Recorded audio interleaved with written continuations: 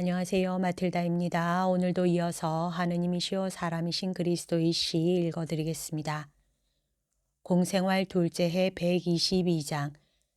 너에게 고통을 주는 사람을 아들이라고 불러라. 예수께서는 가르멜산 꼭대기에 평평한 곳을 떠나 숲을 사이로 이슬에 젖은 오솔길로 해서 내려오신다.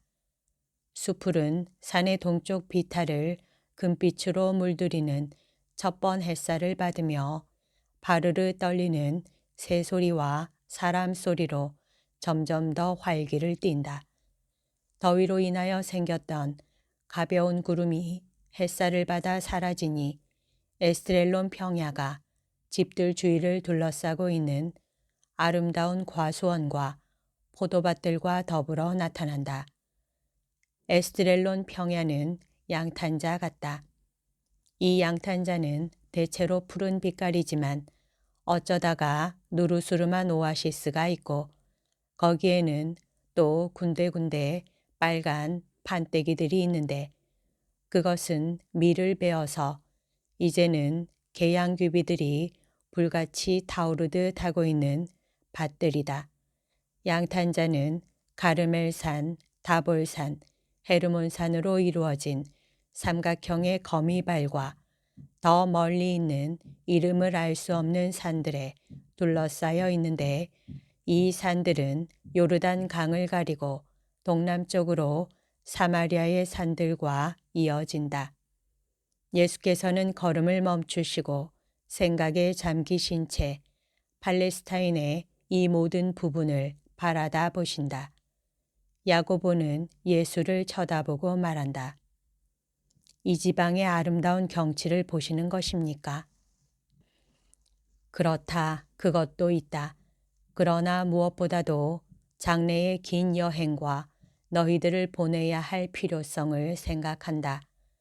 제자들을 즉시 보내되 지금같이 제한된 일을 하라고 보내는 것이 아니라 진짜 선교의 일을 하라고 보내야 할 필요성을 말이다. 아직도 나를 알지 못하는 지방이 대단히 많은데 나는 나를 알지 못하는 곳을 남겨두고 싶지는 않다. 이것이 내 끊임없는 관심사이다. 내가 할 수 있는 한 가서 행동하고 그 또 모든 것을 하는 것. 가끔 여러 가지 일이 주님의 일을 지연시킵니다. 내 일을 지연시키기보다는 오히려 내가 가야 하는 여행 경로를 변경하게 만들기도 한다. 우리가 하는 여행은 절대로 쓸데없는 것이 아니니까 말이다. 그러나 아직도 할 일이 산더미같이 많다. 그리고 또 다른 곳에 갔다가 돌아오면 많은 사람들의 마음이 출발점으로 돌아와 있는 것을 만나게 되어 일을 다시 시작해야 하기 때문이기도 하다. 그렇습니다. 사람들의 그 무감각, 그 변덕, 그리고 악을 더 좋아하는 마음은 견디기 어렵고 혐오감을 불러일으킵니다. 견디기 어렵기는 하다. 그러나 혐오감을 불러일으킨다고 말해서는 안 된다. 하느님의 일은 절대로 혐오감을 불러일으키지 않는다. 불쌍한 영혼들은 우리에게 연민을 불러일으켜야지 혐오를 불러일으켜서는 안 된다. 우리는 항상 아버지의 마음, 착한 아버지의 마음을 가져야 한다. 착한 아버지는 자녀들의 병에 대해서 절대로 혐오를 느끼지 않는다. 우리는 누구에 대해서도 혐오를 느껴서는 안 된다. 예수님, 질문을 몇 가지 해도 되겠습니까? 저는 지난 밤에도 잠을 자지 않았습니다. 자지 않고 주님이 주무시는 것을 보고 많이 생각했습니다. 사촌, 주님이 주무실 때는 몹시 어려 보였습니다. 구부린 팔에 머리를 얹고 주님은 꼭 어린아이처럼 미소 짓고 계셨습니다. 지난 밤에 몹시 밝은 달빛 아래서 주님을 잘 보았습니다. 저는 곰곰이 생각했고 마음속에 여러 가지 질문이 생겼습니다. 말해보아라. 저는 이렇게 생각했습니다. 주님이 교회라고 부르신 그 조직체에 우리가 부족한 만큼 어떻게 도달할 수 있는지 예수께 여쭤보아야겠다. 제가 제대로 이해했다면 그 조직체에는 교계 제도가 있을 모양인데 저희가 해야 할 일을 선생님이 모두 일러 주시겠습니까? 그렇지 않으면 저희 자신이 생각해서 해야 하겠습니까? 때가 오면 나는 교회의 우두머리를 너희에게 일러주겠다. 그 이상의 일은 하지 않겠다. 내가 너희들과 같이 있는 동안에 사도와 제자, 남자와 여자 사이에 있는 구별과 더불어 여러 가지 유별을 이미 너희에게 일러 주었다. 사실 이런 구별은 필요하다. 그러나 나는 제자들이 사도들에 대한 존경과 순종이 있기를 바라는 것과 마찬가지로 사도들이 제자들에 대해서 사랑과 참을성을 가지기를 원한다. 그리고 저희는 무엇을 해야 하겠습니까?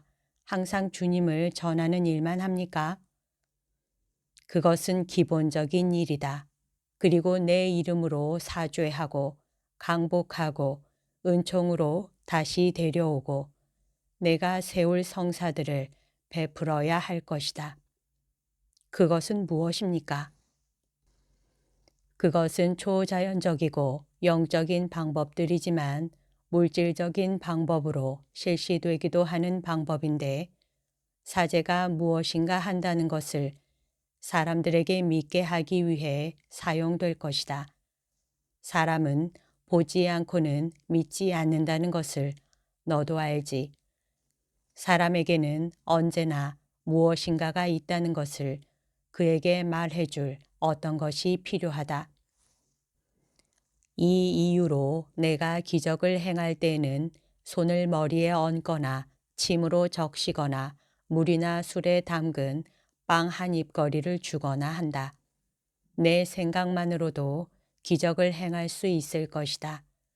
그러나 그렇게 되면 사람들이 하느님께서 기적을 행하셨다고 말할 것 같으냐? 아니다. 그들은 저 사람은 병이 나을 때가 돼서 나았다고 말할 것이다. 그래서 병이 나은 공을 의사나 약이나 병자의 생리적인 저항에 돌릴 것이다. 성사에 대해서도 마찬가지일 것이다. 성사는 신자들에게 은총을 베풀거나 회복시키거나 그들에게 있는 은총을 강화하기 위한 종교의식의 형식이다. 예를 들어 요한은 죄를 깨끗이 한다는 것을 나타내기 위하여 물에 잠그는 형식을 썼다. 실제로는 몸을 씻는 물보다 자기가 범한 죄로 인하여 깨끗하지 못하다는 것을 인정하는 모욕을 스스로 당하는 것이 더 유익하였다. 나도 세례를, 내 세례를 가질 것이다. 내 세례는 상징일 뿐 아니라 정말 영혼의 원죄를 깨끗이 씻어주고 아담과 하와가 죄를 짓기 전에 가졌던 영적인 상태를 영혼에 돌려줄 것이다. 여기서는 그 상태가 하느님인 사람의 공로 덕택으로 주어지겠기 때문에 더 증가할 것이다. 그러나 물은 영혼에 내려가지 않습니다. 영혼은 신령하니까요. 갓난아기나 어른이나 노인에게 그렇게 된다는 것을 누가 알아듣겠습니까? 아무도 알아듣지 못할 것입니다. 보다시피 너도 물은 신령한 것에 대하여는 효과가 없는 물질적인 방법이라는 것을 인정하지.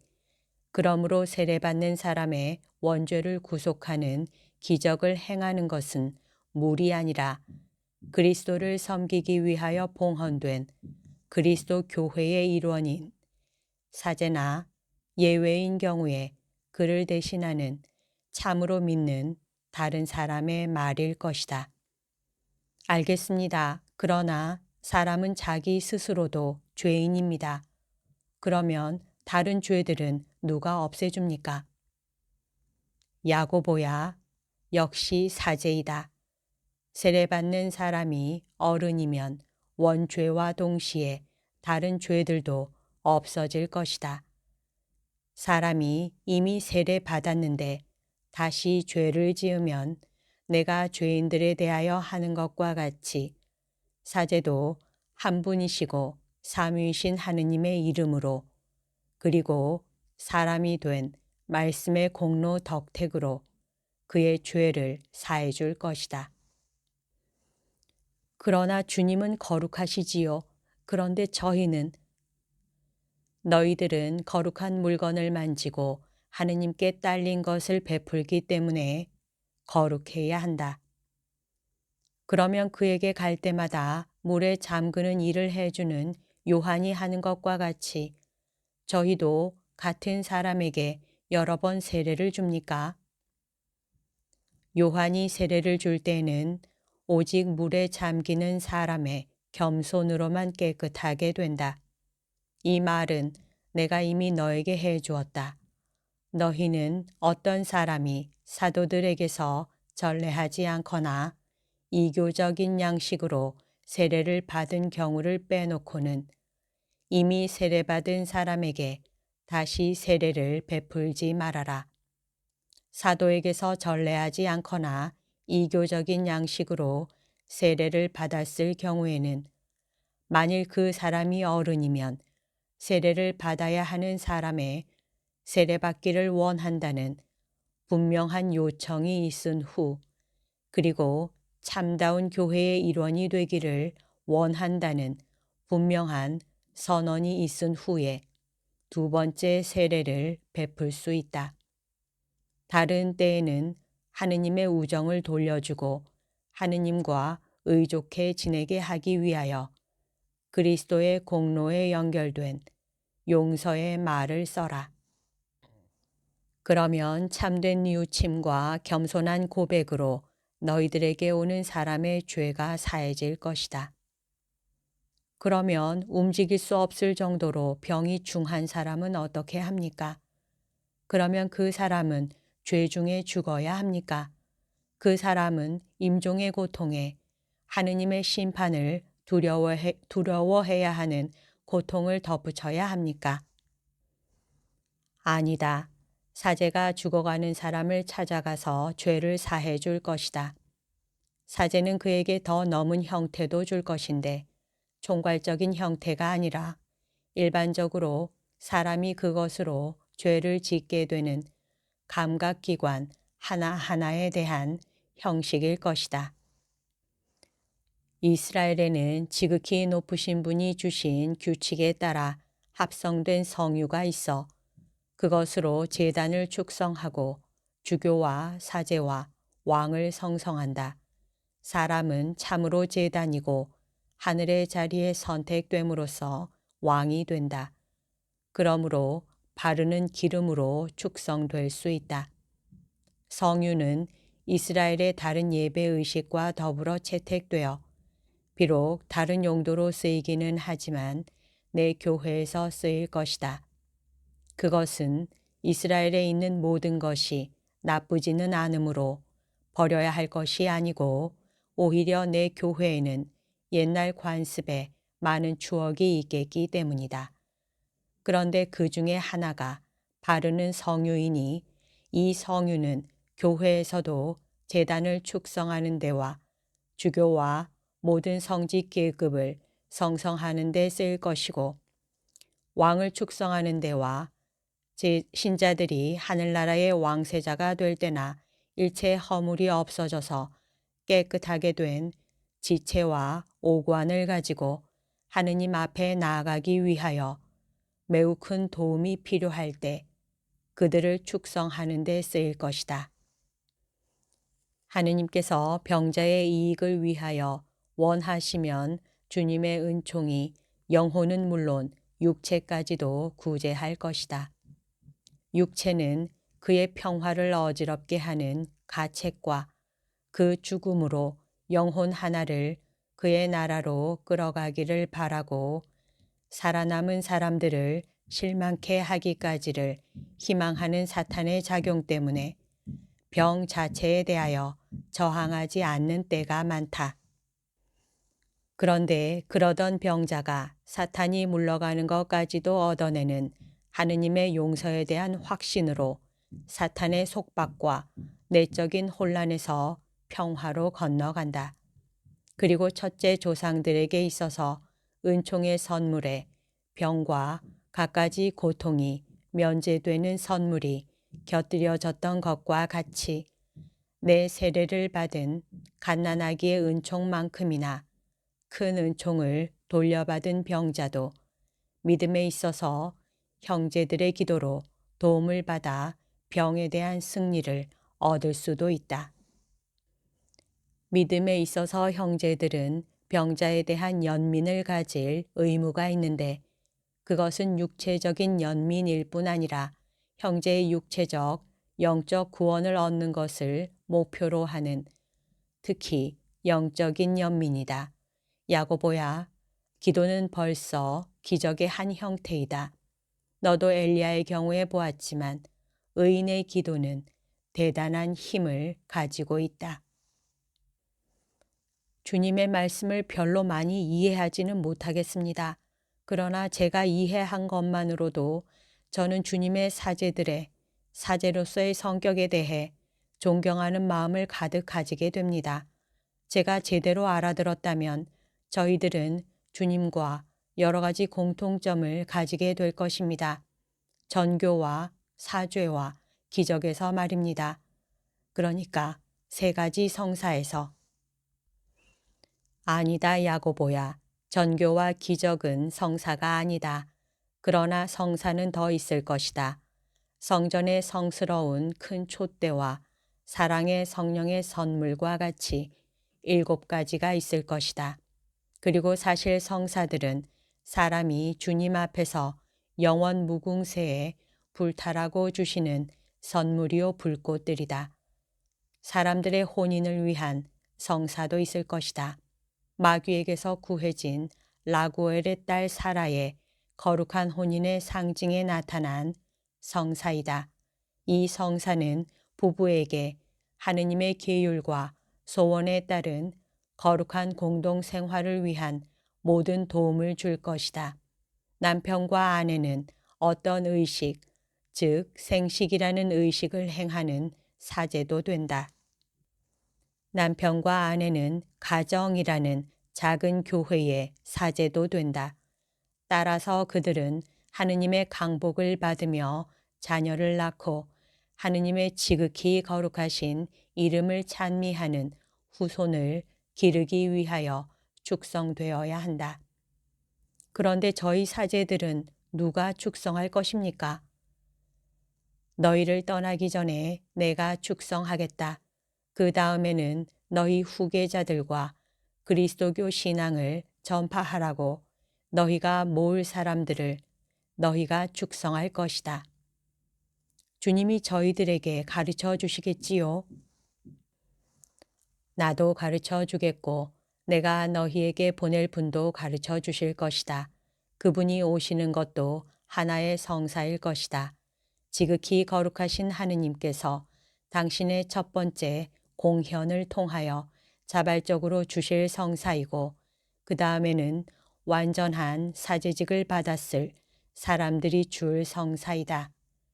이 성사는 힘과 총명일 것이고 믿음을 굳게 하는 것이고 거룩한 경건심과 거룩한 두려움이고 의견의 도움과 초자연적인 지혜이고 그 성질과 힘으로 그 정의를 받는 사람을 어른이 되게 하는 정의를 차지하는 것일 것이다. 그러나 지금 당장은 네가 이 성사를 이해하지 못한다. 그분께서 직접 너희들에게 그것을 이해하게 하실 것이다. 너희가 너희들 안에 그분을 받을 시간에 이르렀을 때 하느님의 성령이시고 영원한 사랑이신 그분이 이렇게 해서 너희가 지금 당장은 이해할 수 없는 또 다른 성사가 한 가지 있는 것이다. 이 성사는 하도 숭고해서 천사들도 거의 이해하지 못할 정도이다. 그러나 순전히 사람인 너희들은 믿음과 사랑의 힘으로 이것을 이해할 것이다. 너에게 분명히 말한다만 이 성사를 사랑하고 그것으로 정신을 기르는 사람은 마귀를 짓밟으면서도 손상을 입지 않을 것이다. 그때에는 내가 그와 함께 있을 것이기 때문이다. 내 사촌, 이것들을 기억하도록 힘써라. 이 말들은 너의 동료들과 신자들에게 해주는 것이, 말해도 아주 여러 번 말해주는 것이 너의 의무일 것이다. 그때에는 너희들이 벌써 하느님의 성직을 통하여 이 일들을 알 것이다. 그러나 너는 이렇게 말할 수 있을 것이다. 선생님은 어느 날 가르멜 산에서 내려오면서 이 말씀을 나에게 하셨다. 내가 그때부터 이스라엘 교회의 우두머리가 되기로 결정되어 있었기 때문에 나에게 모든 것을 말씀해 주셨다고. 여기 또 한 가지 다른 질문이 있습니다. 지난밤에 저는 이 생각을 했습니다. 내가 이곳의 우두머리가 될 것이다 하는 말을 동료들에게 제가 해야 합니까? 이것은 제 마음에 들지 않습니다. 주님이 명령하시면 그렇게 하기는 하겠습니다. 그러나 마음에 들지는 않습니다. 염려 말아라. 성령께서 너희 모두에게 내려오셔서 거룩한 생각들을 주실 것이다. 너희들은 모두가 당신 교회 안에서의 하느님의 영광에 대하여 같은 생각들을 가질 것이다.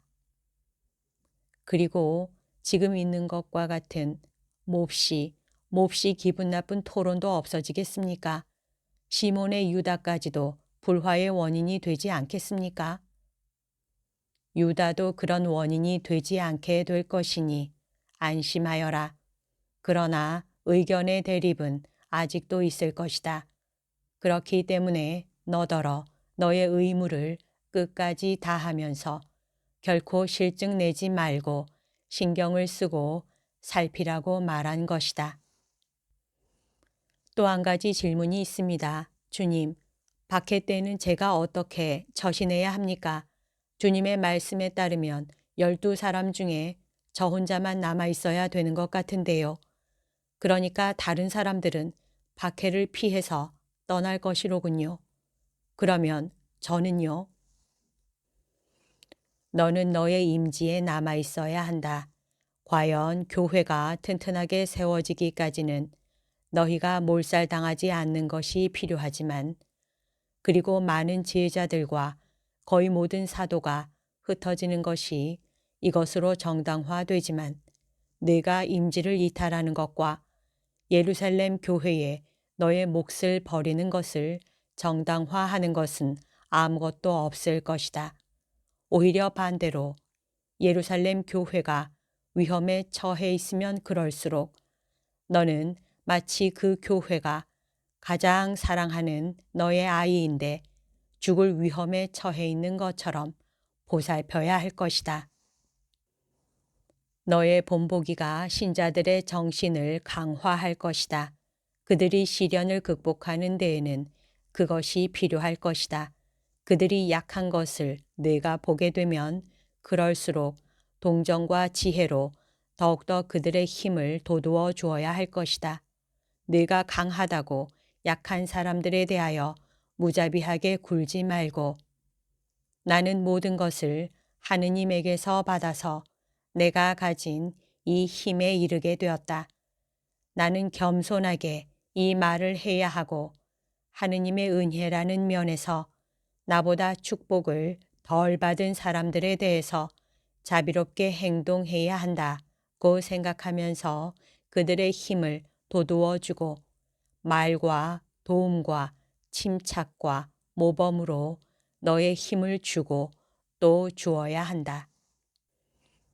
그런데 만일 신자들 가운데 다른 사람들에게 스캔들과 위험의 원인이 되는 나쁜 사람들이 있으면 어떻게 해야 합니까? 그들을 받아들이는데 신중해야 한다. 수가 많으면서 좋지 못한 것보다는 수가 적으면서 좋은 것이 더 낫기 때문이다. 성한 사과와 상한 사과에 대한 옛날 우화를 알지. 이 우화가 너의 교회에 적용되지 않도록 하여라. 그러나 너도 너를 배반하는 사람들을 만나게 되거든 모든 방법을 써서 그들을 도로 데려오려고 애쓰고 엄격은 마지막 수단으로 남겨두어라. 그렇지만 잘못이 작고 개인적인 것인 때에는 무섭게 하는 엄격을 쓰지 말고 용서하고 또 용서하여라. 사람의 마음을 바로잡아 주는 데에는 눈물과 사랑의 말과 합쳐진 용서가 저주보다 더 효과적이다. 만일 잘못이 중한데 그것이 사탄의 예기치 않은 습격의 결과이면 그리고 잘못이 너무 커서 죄 지은 사람이 내 앞을 피할 필요를 느낄 정도이면 그 사람은 길 잃은 어린 양이고 너는 목자이니까 죄 지은 사람을 찾아 나서라. 영혼들을 찾아 더러운 길로 내려가고 늪과 낭떠러지를 헤매서 너의 품위를 떨어뜨리는 것을 두려워 말아라. 그때는 너의 이마에 사랑의 순교의 관이 씌워질 것인데 그것이 세 가지 관의 첫째 것이 될 것이다. 그리고 너 자신이 세례자와 수많은 다른 사람과 같이 배반을 당하거든 어떤 성인이나 배반자를 가졌으니까 용서하여라. 다른 어떤 사람보다도 그 사람을 더 용서하여라. 하느님께서 사람들을 용서하셨고 장차도 용서하실 것과 같이 용서하여라. 너에게 고통을 주는 사람을 아직도 아들이라고 불러라. 아버지께서 내 입을 통하여 너희를 이렇게 부르시기 때문이다. 그리고 사실 하늘에 계신 아버지께 고통을 드리지 않은 사람은 없다. 양들이 여기저기서 풀을 뜯고 있는 방목지들을 지나가는 동안 오랜 침묵이 흐른다. 마침내 예수께서 물으신다. 다른 질문할 것이 없느냐? 없습니다, 예수님. 그리고 오늘 아침에는 제 무서운 임무를 더 잘 이해했습니다. 그것은 내가 어제보다 마음이 덜 어지럽기 때문이다. 너의 때가 이르면 너는 한층 더 마음이 평화로울 것이고 한층 더 이해를 잘할 것이다. 저는 모든 것을 기억하겠습니다. 모든 것을. 다만 무엇 말이냐 야고보야. 지난밤에 울지 않고는 주님을 쳐다보지 못하게 하던 것만은 빼놓고 말입니다. 주님이 제게 말씀해 주셨는지 정확히는 알지 못하는 그것 말입니다. 만일 주님이 그 말씀을 하셨다면 믿어야 할 것입니다. 혹은 그것이 저를 무섭게 하고자 하는 마귀에게서 오는지도 모르겠습니다. 그러나 만일 그런 일이 정말 일어나게 되어 있다면 주님이 어떻게 그다지도 침착하실 수가 있습니까? 그러면 만일 내가 불구가 되었기 때문에 고생스럽게 다리를 질질 끌고 다니는 목자가 있으니 하느님의 이름으로 그 사람을 고쳐주도록 힘써라 하고 말하면 침착해지겠느냐? 주님 아닙니다. 저는 주님의 자리를 빼앗을 유혹을 당하는 것으로 생각해서 몹시 흥분한 것 같이 될 것입니다. 그렇지만 내가 그렇게 하라고 명령하면 어떻겠느냐? 저는 순종으로 그렇게 하고 더 이상 불안하지 않을 것입니다. 주님이 무엇을 원하시는지를 제가 알 것이고 어떻게 할지 모를까봐 염려를 하지 않을 터이니까요. 그것은 주님이 저를 보내시면 주님이 원하시는 것을 할 힘을 제게 주실 것이 확실하기 때문입니다. 내가 그렇게 말하는데 제대로 말하였다. 그러므로 너는 내가 아버지께 순종해서 항상 마음이 화평하다는 것을 너는 알게 되었다. 야고보는 고개를 숙이고 운다. 너는 정말 있기를 원하느냐? 주님이 원하시는 것은요? 너는 두 가지 중에 한 가지를 골라 잡을 수 있다. 잊어버리는 것과 기억하는 것. 잊어버리면 고통과 너의 동료들 곁에서 절대적인 비밀을 지키는 데에서 풀려날 것이다. 그러나 너는 준비가 되지 않은 채로 있을 것이다. 기억을 하면 너의 사명에 대한 준비가 될 것이다. 그것은 절대로 불평을 하지 않고 가장 찬란한 빛으로 그리스도의 모든 것을 봄으로써 영적으로 씩씩하게 되기 위하여는 사람의 아들이 세상에서 사는 동안 겪는 것을 기억하기만 하면 되기 때문이다. 골라 잡아라. 믿고 기억하고 사랑하는 것, 제가 원하는 것은 이것입니다. 그리고 할 수 있는 대로 일찍 죽는 것입니다. 주님. 그리고 야고보는 여전히 소리 없이 운다. 그의 밤색 수염에서 반짝이는 눈물이 아니면 그가 운다는 것을 알아차리지 못할 것이다. 예수께서는 그가 우는 것을 그대로 내버려 두신다. 마침내 야고보가 말한다. 그런데 주님이 장차 주님의 순환에 대해 새로운 암시를 하시면 제가 안다고 말해야 합니까? 아니다. 입을 다물고 있어라. 요셉은 배반당한 줄로 믿는 남편으로서의 고통과 내가 동정녀 몸에 잉태됨과 내 천주성의 신비에 대해서 침묵을 지킬 줄 알았다. 요셉을 본받아라. 그것 또한 몹시 무서운 비밀이었다. 그런데도 그 비밀은 지켜져야 했다. 교만이나 경솔로 그것을 지키지 않는 것은 구속사업을 위태롭게 하는 것이었을 것이기 때문이다. 사탄은 끊임없이 깨어서 행동하고 있다. 이것을 기억하여라. 만일 내가 지금 말하면 너무나 많은 사람에게 너무나 많은 이유로 손해가 될 것이다. 입을 다물어라. 입을 다물고 있겠습니다. 그런데 그렇게 하면 이중으로 고통스럽겠습니다. 예수께서는 대답하지 않으신다. 그리고 야고보가 아마포로 만든 두건으로 가리고 실컷 울게 내버려 두신다. 두 분은 불행한 어린아이를 어깨에 올려놓고 오는 사람을 만난다. 당신 아들이요? 하고 예수께서 물으신다. 그렇습니다. 이 아이는 제 어미를 죽이고 이 상태로 났습니다.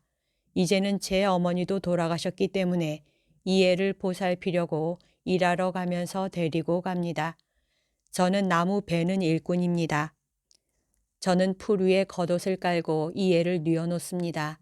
그러면 제가 나무를 톱으로 자르는 동안 이 불쌍한 어린 것은 꽃을 가지고 놉니다. 당신에게는 큰 불행이로군요. 그야 그렇지요. 그러나 하느님께서 원하시는 일이니 평온한 마음으로 받아들여야지요. 안녕히 가시오. 평화가 당신과 함께 있기를 바라오. 안녕히 가십시오. 선생님께도 평화. 그 사람은 산으로 올라가고 예수와 야고보는 더 내려오신다. 참 불행한 일입니다. 저는 주님께서 그 애를 고쳐주시기를 바랐습니다. 하고 야고보가 한숨을 쉬며 말한다. 예수께서는 못 들은 채 하신다. 선생님, 만일 저 사람이 선생님이 메시아시라는 것을 알았더라면 아마 선생님께 기적을 청했을지도 모릅니다. 예수께서는 대답을 하지 않으신다. 예수님, 제가 뒤로 돌아가서 저 사람에게 그 말을 해줘도 되겠습니까? 그 아이가 불쌍합니다. 제 마음에는 벌써 고통이 가득 차 있습니다. 그 어린아이가 병이 나은 것을 보는 기쁨이라도 주십시오. 그러면 가거라. 여기서 기다리고 있으마. 야고보는 뛰어간다. 그는 그 남자를 따라가서 그를 부른다.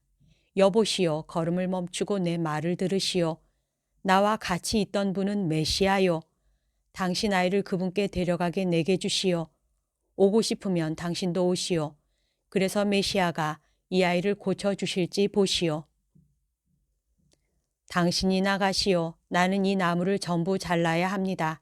나는 아이 때문에 벌써 일이 늦어졌어요. 나는 일을 하지 않으면 먹을 수가 없어요.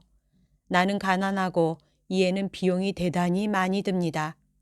나는 메시아를 믿어요. 그렇지만 당신이 나 대신 말씀드리는 것이 더 낫습니다.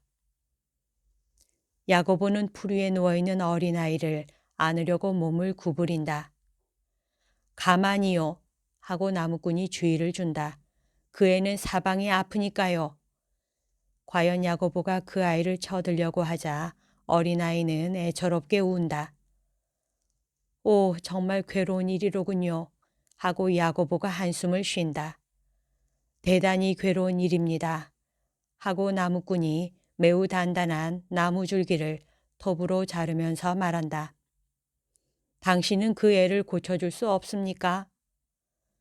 나는 메시아가 아니요. 나는 제자에 지나지 않아요. 그래서요.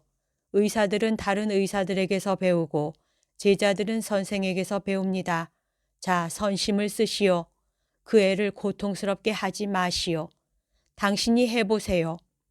만일 선생님이 여기 오시고자 하셨으면 그렇게 하셨을 것입니다. 선생님이 당신을 보내신 것은 그 애를 고쳐주기를 원치 않으셔서 그랬든가, 당신이 고치기 원해서 그랬을 것입니다.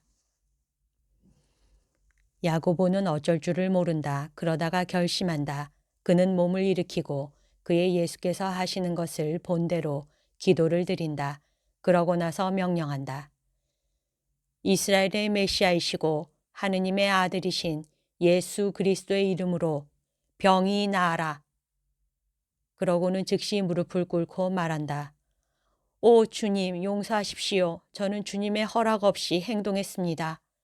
그러나 저는 이 이스라엘의 어린이가 불쌍했습니다. 하느님, 불쌍히 여겨주십시오. 이 어린아이와 죄인인 저를. 그러면서 누워있는 어린아이 위로 몸을 구부리고 눈물을 펑펑 쏟으며 운다. 눈물이 뒤틀려서 꼼짝하지 않는 작은 다리에 떨어진다. 예수께서 갑자기 오솔길에서 나오신다. 그러나 아무도 예수를 보지 못한다. 나무꾼은 일을 하고 있고 야고보는 울고 있고 어린아이는 신기한 듯이 야고보를 쳐다보고 있기 때문이다. 그러다가 어린아이는 다정스럽게 묻는다. 아저씨, 왜 울어? 그리고 그를 쓰다듬으려고 귀여운 손을 내민다. 그리고 저도 모르는 사이에 혼자 일어나 앉고 일어서서 야고보를 위로하려고 껴안는다. 야고보가 외치는 소리에 나무꾼이 뒤돌아서서 그의 아이가 이제는 죽지도 않았고 뒤틀리지도 않은 두 다리로 서 있는 것을 본다. 그리고 뒤돌아서면서 예수를 본다. 저기 오십니다. 저기 오십니다. 하고 나무꾼은 야고보의 뒤를 가리키며 외친다. 야고보가 몸을 돌리니 기쁨으로 환해진 얼굴로 그를 바라다 보시는 예수께서 보이신다. 선생님, 선생님, 저는 어떻게 이렇게 되었는지 모르겠습니다. 동정, 이 사람, 이 어린아이 용서하십시오. 일어나거라. 제자들이 선생보다 더 낫지는 못하다. 그러나 그들이 거룩한 동기로 어떤 일을 할 때는 선생이 하는 것을 할 수가 있다. 일어나거라. 그리고 나하고 같이 가자. 당신 두 사람은 축복을 받으시오. 그리고 하느님의 봉사자들까지도 하느님 아들의 이 일을 할 수 있다는 것을 기억하시오. 그러시면서 야고보를 당신께로 끌어당기면서 가신다. 야고보는 이렇게 말하기를 그치지 않는다. 그러나 제가 어떻게 그렇게 할 수 있었습니까? 아직도 이해하지 못하겠습니다. 제가 무엇을 가지고 선생님의 이름으로 기적을 행했습니까? 야고보야, 너의 동정으로 그렇게 하였다. 내가 그 죄 없는 어린아이와 믿기도 하고 동시에 의심도 하는 그 사람에게 사랑을 받게 하려는 너의 소원으로 그렇게 하였다. 요한은 얌리아 근처에서 죽어가는 사람에게 기름을 바르고 기도를 하는 것으로 병을 낫게 함으로써 사랑으로 기적을 행하였다. 여기서는 내가 너의 눈물과 너의 동정으로 그리고 내 이름에 대한 신뢰로 병을 고쳤다. 제자가 올바른 의향을 가지고 있을 때에는 주님을 섬기는 것이 얼마나 화평스러운 일인지 너는 알게 되었다. 저 사람이 우리를 따라오고 있으니까 이제는 빨리 걷자. 너의 동료들이 이 일을 알게 되는 것이 아직은 좋지 않다. 멀지 않아 너희들을 내 이름으로 보내겠다. 예수께서는 크게 한숨을 쉬신다. 시몬의 유다가 그렇게 하기를 갈망하는 것과 같이 예수께서 다시 한숨을 쉬신다. 그리고 너희도 그렇게 할 것이다. 그러나 그것이 모두에게 유익한 일은 아닐 것이다. 빨리 가자 야고보야. 시몬 베드로와 너의 형과 다른 사람들도 이것을 알면 불공평한 것으로 생각해서 괴로워할 것이다. 그러나 이것은 불공평이 아니다. 너희 12명 가운데서 다른 사람들을 인도할 줄 아는 어떤 사람을 준비하는 것이다. 나뭇잎이 덮인 저 급류의 하상으로 내려가자 우리는 우리의 흔적을 잃게 할 것이다. 어린아이 때문에 마음이 내키지 않느냐? 오, 그 어린아이를 우리가 다시 만나게 될 것이다. 여기까지가 오늘 들려드릴 내용입니다. 오늘도 하느님의 뜻 안에서 서로 사랑하는 하루 보냅시다. 사랑합니다. 축복합니다.